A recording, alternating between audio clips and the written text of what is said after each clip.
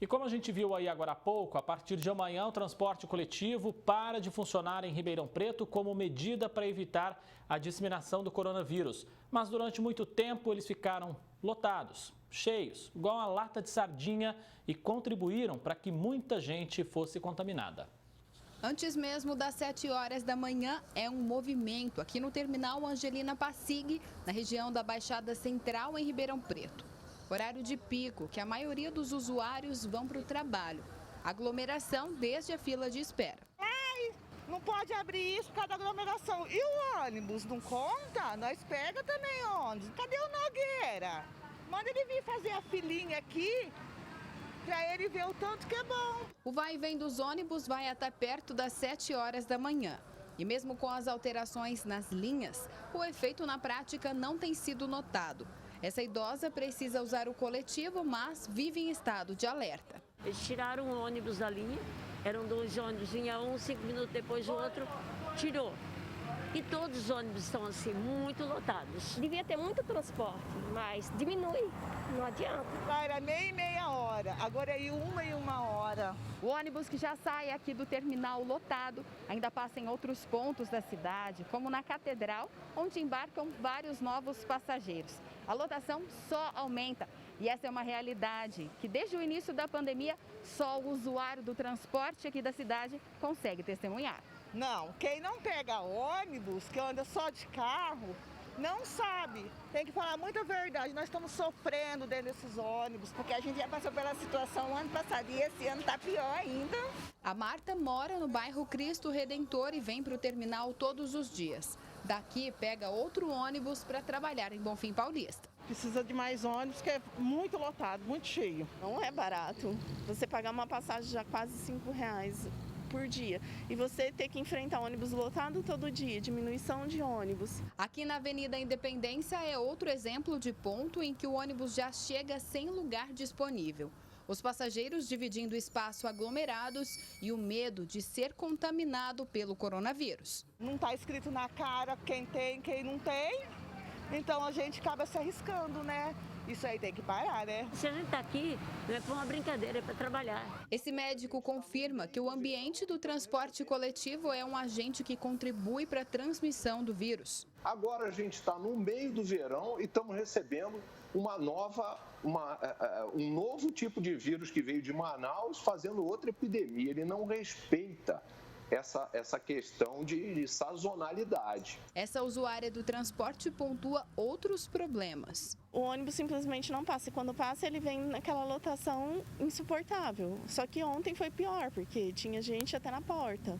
E ele continuou parando nos pontos e simplesmente falou que ele tinha que parar. Há uma evidente necessidade de reforma nos horários e nas linhas de ônibus. Precisa haver uma maior fiscalização por parte da Transerp, né? Fazer um planejamento, um cronograma desses ônibus que às vezes tem 2 linhas seguidas uma da outra, fazer um intervalo maior, né? Colocar de 10 a 15 minutos, que se a pessoa perder, ela tem tempo de estar pegando o próximo. As medidas mais restritivas nessa fase emergencial divulgada, em que os índices da Covid-19 se agravaram em todo o estado, aplicam um toque de restrição também para Ribeirão Preto. Anunciado pelo prefeito Duarte Nogueira foi que não haverá redução na frota de ônibus, apesar do fechamento de grande parte do setor econômico. Se parar com tudo, as pessoas não vão morrer de Covid, não, vai morrer de fome mesmo. Tomara que dê resultado. Tomara que os índices de leitos hospitalares e de leitos de UTI caiam, que as pessoas parem de ficar doentes. A sociedade tem que sentar e ver, todas serão danosas, óbvio, é claro. Agora, a gente tem que usar o menor dano possível. A aglomeração em todos os lugares deve ser combatida. A máxima rigorosidade para proibir as aglomerações. Os bancos vão fechar? Não vão fechar os bancos. E a gente está vendo muita aglomeração nas portas e nas agências bancárias. É a mesma coisa que não tem o lockdown, porque tem festa todo final de semana. Thaís Mantoani para o Jornal da Clube.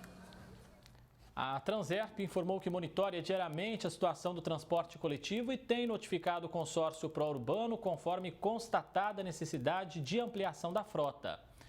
Disse também que durante toda a fase emergencial, 7 linhas tiveram quadro de horário ampliado. O consórcio pró-urbano não se manifestou até o fechamento desta edição. Agora, ao vivo, Thaisa Pinheiro traz mais informações. Thaisa.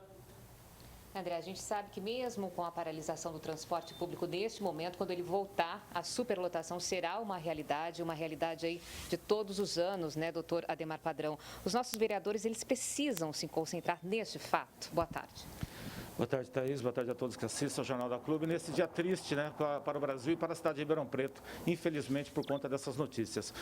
Bom, eu vou tentar fazer um apanhado, porque o assunto é muito extenso, talvez eu não consiga passar a mensagem. O que acontece? Os vereadores são os olhos e os ouvidos da cidade, do cidadão. Infelizmente, eles estão com os olhos fechados e os ouvidos tapados. Eles não estão agindo. E não estou falando do problema de hoje. Exatamente um ano atrás, na verdade, quase um ano atrás, eu estive aqui no mesmo local, conversando com a repórter Gisele Lopes, e o que aconteceu? Naquele momento, o consórcio do transporte público parou por conta própria o transporte da cidade, reduziu o transporte naquela época, sem nenhuma medida do governo municipal. Passado um ano, não conseguiram fazer absolutamente nada em termos de um planejamento que pudesse ser escalonado para evitar, por exemplo, o que está acontecendo agora. Algumas pessoas amanhã vão ter que sair de casa para trabalhar, ou vão a pé quilômetros, ou vão pegar mototáxi, ou vão pegar Uber, vão pegar táxi, e o que vai acontecer? Vamos ter mais movimentos de veículos nas ruas, e com os veículos um potencial de acidente maior, e se acontecer um acidente, vai para o hospital. E o que é o hospital hoje? É o lugar que todos temos que evitar e todos temos que colaborar para que não seja lotado. Então, é realmente a falta total de política, total de pensamento. A ciência da política de Ribeirão Preto é a ciência com S. E nós ouvimos há pouco um especialista da ciência com C e C maiúsculo. Então, o que está acontecendo é omissão também dos vereadores de Ribeirão Preto. A gente sente aí que os gestores estão perdendo o controle da pandemia. O trabalhador é quem paga a conta, né? Mas no transporte público até agora nada melhorou. Essa incoerência merece que alguém seja responsabilizado, doutor? Infelizmente é isso, né? Mas na verdade, Thaís, eu digo até mais alguma coisa. Os administradores públicos não estão administrando, isso é fato. Eu não sou dono da razão, eu estou expressando uma opinião, eu estudo essas questões e eles estão violando também a Constituição Federal do artigo 1º ao 4º e violando de forma cruel. Por quê? Porque estão colocando na linha de tiro toda a população de Ribeirão Preto e das regiões que estão adotando a mesma medida. Isso não pode continuar assim. O fato é que não está sendo administrado. E digo de novo, Câmara Municipal, Prefeitura, no caso o prefeito municipal, eles têm que ouvir a ciência, têm que chamar os dois lados para ser ouvido e adotar medidas. Hoje, por exemplo, poderia ser escalonado, não parar de repente de hoje para amanhã. Isso não vai dar certo. Isso vai levar à desordem da cidade e à desordem do pensamento das pessoas. Então, se tivermos que apontar um culpado, existe e do que eu falei já sabe quem é. E a gente vê que as empresas da cidade estão longe de alcançar o rendimento normal com tantas restrições, né? Por que com as empresas de transporte a história é diferente?